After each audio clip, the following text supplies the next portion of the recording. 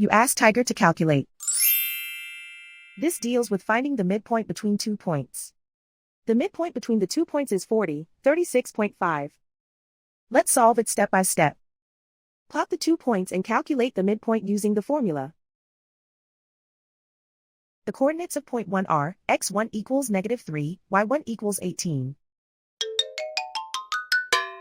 The coordinates of point 2 are, x2 equals 83, y2 equals 55. PM represents the midpoint of the 2 points.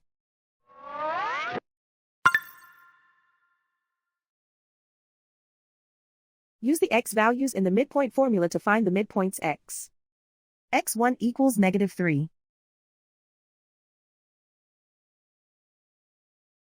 x2 equals 83.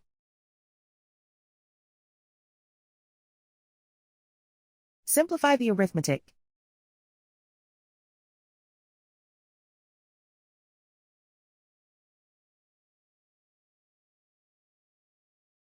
Use the y values in the midpoint formula to find the midpoints y.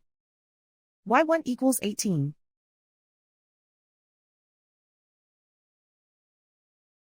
y2 equals 55. Simplify the arithmetic.